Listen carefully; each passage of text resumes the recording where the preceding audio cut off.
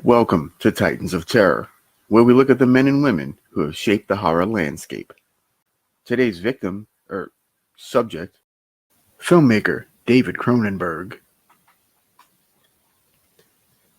David Paul Cronenberg was born in Toronto, Ontario, Canada, on March 15, 1943, to musician Esther and writer-editor Milton Cronenberg. His father Milton wrote short stories for True Detective magazine and had a column in the Toronto Telegram for nearly 30 years. As a child, David enjoyed westerns and pirate films, with his favorite performer being Burt Lancaster. He also enjoyed science fiction magazines, superhero comics, and horror comics, all of which had an influence on his later work. David frequently leaned towards avant-garde, horror, science fiction, and thriller films. However, he also enjoyed comedies and Disney animated films such as Bambi and Dumbo. Cronenberg went on to say that Bambi was the first important film he ever saw, citing the moment when Bambi's mother died as particularly powerful. Cronenberg enrolled at the University of Toronto for honors science in 1963, but changed majors the next year. He graduated in 1967 at the top of his class with a general Bachelor of Arts in Honors English Language and Literature. David developed a fascination with the film Winter Kept Us Warm, 1966, by his classmate David Sector, which sparked his interest in film. He began frequenting film camera rental houses and learned the art of filmmaking. In 1966, Cronenberg made his first short film called Transfer. It is about a former patient following his psychiatrist that has retreated to the snowy woods. Its themes of alienation and psychiatry will continue to show up in future projects. The following year, he released another short entitled From the Drain, about two men in a bathtub arguing over the status of the drain. In 1969, Cronenberg made his feature film debut with the science fiction film Stereo. The film follows several young volunteers participating in a parapsychological experiment. Cronenberg paid for 2 screenings of the film before a businessman paid $10,000 for the film distribution rights. The businessman showed the film at the Museum of Modern Art. Cronenberg followed that up with a 1970 science fiction film called Crimes of the Future, about an esoteric researcher seeking his missing mentor in a dystopian world where a plague is killing off pubescent human females. Both of these films were filmed without any sound recording because the 35mm camera made too much noise. All sounds were produced in post-production. After his first 2 films, Cronenberg lived in France, where he shot filler for the Canadian Broadcasting Corporation using a 16mm camera he purchased with a Canada Council grant. The films were mostly documentary shorts. During his time in France, he went to the Cannes Film Festival, where he realized that he couldn't make movies like Stereo and Crimes and considered himself a professional filmmaker, and that he needed a broader audience. In 1975, Cronenberg returned with a sci-fi body horror called Shivers, which took around 3 years to gain financial backing from the Canadian Film Development Corporation, which viewed the movie as disgusting, awful, horrific, perverse, according to Cronenberg. The film tells the story of suburban high-rise apartment building residents being infected by a strain of parasites that turn them into mindless, sex-crazed fiends out to infect others by the slightest sexual contact. Shivers went on to be one of the highest-grossing English-language Canadian films of all time. Following the success of Shivers, Cronenberg unleashed Rabid in 1977, starring adult film star Marilyn Chambers in her first mainstream role. Chambers plays a woman who, after being injured in a motorcycle accident and undergoing a surgical operation, develops an orifice under one of her armpits that hides a stinger she uses to feed on people's blood. Those she bites become infected and then feed upon others, spreading the disease exponentially. Variety called Rabid an extremely violent, sometimes nauseating picture. Rabid was also a massive hit for Cronenberg. In 1979, Cronenberg directed a drag racing action movie called Fast Company, starring William Smith, John Saxon, and Claudia Jennings in her final role. It's about an aging racer fighting his former sponsor, The website DVD Talk noted that there's not much about Fast Company that stands out as distinctly Cronenberg, and Cronenberg himself has stated that he did the film in order to support his family. That same year, however, Cronenberg returned with a psychological body horror called The Brood, about a man trying to uncover an unconventional psychologist therapy techniques on his institutionalized wife, amidst a series of brutal murders. Written by Cronenberg after his own bitter divorce, he intended the screenplay as a meditation on a fractured relationship between a husband and a wife who share a child, and cast Samantha Eggar and Art Hindle as loose facsimiles of himself and his ex-wife. The film has attracted scholarly interest from academics in the areas of film theory for its themes regarding mental illness and parenthood. Cronenberg returned in 1981 with the science fiction horror film Scanners. In the film, scanners are psychics with unusual telepathic and telekinetic powers. The film's plot concerns a military company recruiting scanners to stop a malevolent underground ring of scanners led by a former mental patient who was driven mad from hearing uncontrollable streams of thoughts. The film is probably best known for a scene that depicts the antagonist psychically causing a rival scanner's head to explode. The film spawned 2 sequels and 2 spin-off films, none of which involve Cronenberg. Cronenberg unleashed 2 films in 1983. First up, the sci-fi body horror Videodrome, about a CEO of a small UHF television station who stumbles upon a broadcast signal of snuff films. He attempts to uncover the signal's source, but is thwarted by increasingly intense hallucinations that cause him to lose his grasp on reality. Shockingly, the film bombed at the box office, but is now considered a cult classic. It is also routinely cited as one of Cronenberg's best, and a key example of body horror and sci-fi horror genres. Next up, Cronenberg took on a Stephen King novel in The Dead Zone, about a school teacher who awakens from a coma to find he has gained the ability to psychically see aspects of people's lives, past, present, and future, through physical contact. After shaking the hand of an aspiring politician, he sees the danger presented by the candidate's rise and resolves to kill him.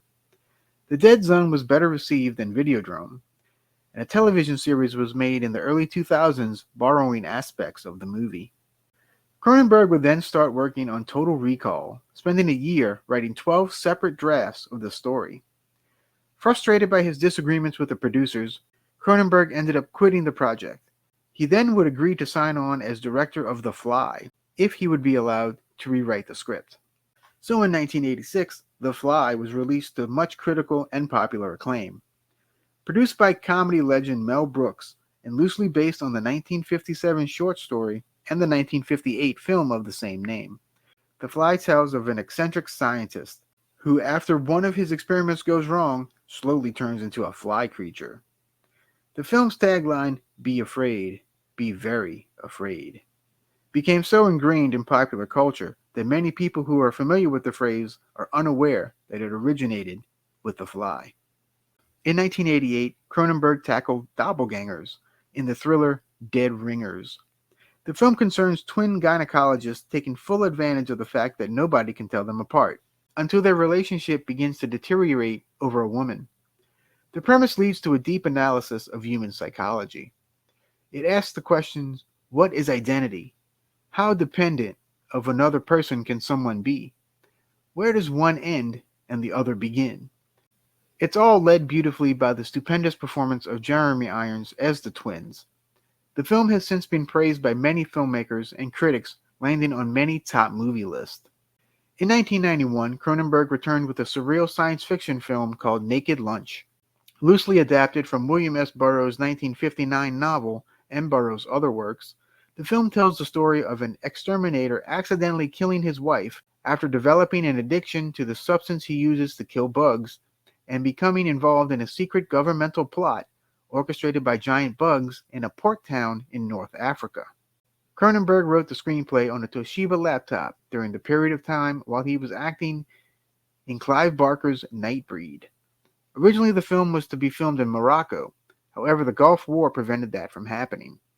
Due to the strangeness of the story, the film received a limited release, thus making the film a box office flop. Next up, Cronenberg directed the 1993 romantic drama M. Butterfly. based on the play of the same name. The film stars Jeremy Irons as a French diplomat assigned to Beijing, China in the 1960s, becoming infatuated with a Peking opera performer who spies on him for the government of China. The film was a commercial failure, with Cronenberg stating that he was disappointed by the film's reception and felt that it was overshadowed by The Crying Game, since the films parallel each other as both were transsexual, transracial, and transcultural. And just like Naked Lunch, the distributor felt the movie had very little commercial appeal and only gave it a very limited release, thus making this one a box office bomb as well. In 1996, Cronenberg made the erotic thriller Crash, which follows a film producer who, after surviving a car crash, becomes involved with a group of symphorophiliacs who are aroused by car crashes and tries to rekindle his sexual relationship with his detached wife. The film's initial release was met with intense controversy and open to highly divergent reactions from critics, with some praising the film for its daring premise and originality, while others disparaging the film for having such a strange premise filled with such graphic violence. It has since developed a cult following and is now considered to be one of Cronenberg's best films. For Cronenberg's next film, he turned to video games. 1999's Existenz is a sci-fi horror about a game designer who finds herself targeted by assassins while playing a virtual reality game of her own creation. The film's plot came about after Cronenberg conducted an interview with Salman Rushdie, who was in hiding due to his controversial book. The situation gave Cronenberg an idea of a fatwa against a virtual reality game designer. Like many Cronenberg films, Existenz has become a cult classic over the years. Also in 1999, Cronenberg was inducted into Canada's Walk of Fame. Meanwhile, Cronenberg showed up in bit parts in many other films, including 1999's Resurrection and 2001's Jason X. Cronenberg started the new millennium by making 2002's Spider, about a mentally disturbed man taking residence in a halfway house. His mind gradually slips back into the realm created by his illness, where he replays a key part of his childhood. Cronenberg received the screenplay from the novel's author, Patrick McGrath, out of the blue, with a note attached saying that Ralph Fiennes was interested in playing the part of Spider. After about 4 pages, Cronenberg had decided that he had wanted to do the picture. Cronenberg even deferred his own salary to make the film. Unfortunately, the distributor struck again and made this a very limited release, thus making the movie not profitable. In 2005, Cronenberg unleashed A History of Violence, a film about a small-town diner owner becoming a local hero after he foils an attempted robbery. Uncomfortable with his newfound celebrity, Tom tries to return to normalcy, only to find himself confronted by a mysterious man who arrives in town, believing Tom is the man who wronged him in the past. The film was praised for its performances, screenwriting, and atmosphere. The film received 2 Academy Award nominations, one for Best Supporting Actor for William Hurt, and one for Best Adapted Screenplay for Josh Olson. It is also notable as being the last major Hollywood film to be released on VHS. This film also marked Cronenberg's first collaboration with actor Viggo Mortensen. In 2007, Cronenberg made Eastern Promises, about a Russian-British midwife setting out to track down an orphan's family and gets mixed up with a Russian mob. Viggo Mortensen appears as the family's driver and cleaner. He was ultimately nominated for a Best Actor Oscar for his role. To prepare for the role, one of the things Mortensen did was travel alone to Moscow, St. Petersburg, and the Ural Mountain region of Siberia, where he spent 5 days driving around without a translator. This film also marked the first time Cronenberg shot a movie entirely outside of his native Canada. That same year, Cronenberg released a short film entitled At the Suicide of the Last Jew in the World in the Last Cinema in the World, about a man preparing to kill himself in a cinema toilet. 2 unseen radio commentators say he's the last Jew in the world, and that this is the last cinema, slated for destruction. They are not sorry to see it go. In 2011, Cronenberg turned to historical drama about the early days of psychoanalysis with A Dangerous Method. The film follows the turbulent relationships between Carl Jung, founder of analytical psychology, Sigmund Freud, founder of the discipline of psychoanalysis, and Sabina Spielring, initially Jung's patient and later a physician and one of the first female psychoanalysts. Viggo Mortensen was nominated for a Golden Globe Award for Best Supporting Actor for his role as Freud. The next year, Cronenberg continued his foray into drama as he released Cosmopolis, about a 28-year-old Manhattan billionaire on his way to get his hair cut, while his day devolves into an odyssey with a cast of characters that start to tear his world apart. The film received polarizing reviews and performed poorly at the box office. This film marked Cronenberg's first collaboration with actor Robert Pattinson. That same year, Cronenberg also directed a short called The Nest, about a woman who is convinced that a nest of bugs is growing in her breast. 2014 brought on Maps to the Stars, a satirical drama about the plight of a child star and a washed-up actress. The film is about celebrity culture and the pursuit of fame at any cost. One critic described the film as part showbiz send-up, part ghost story, part dysfunctional family drama. In 2021, Cronenberg teamed up with his daughter Caitlin to make the surreal one-minute short film called The Death of David Cronenberg, as Cronenberg faced his own mortality. The next year, Cronenberg returned to body horror with Crimes of the Future, which follows a pair of performance artists who perform surgery for audiences in a future where human evolution has accelerated for much of the population. Mortensen returns to work with Cronenberg for his fourth time. Although it shares its name with Cronenberg's 1970 film, the films are completely unrelated. Deadline Hollywood described the film as serious, elegant, and provocative enough to cut it as an art film in the Cannes competition while also delivering the gross goods of body parts and exploitation film provocations. Not too many filmmakers can straddle the two, but Cronenberg still manages it pretty well. Cronenberg's latest film is 2024's The Shrouds, about an innovative businessman and grieving widower building a device to connect with the dead inside a burial shroud. It is currently making its way through various film festivals. Often called the Baron of Blood and the King of Venereal Horror, David Cronenberg has made his mark on horror and cult filmmaking.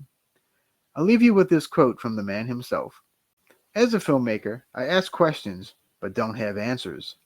Movie making is a philosophical exploration. I invite the audience to come on the journey and discover what they think and feel. David Cronenberg is a true titan of terror.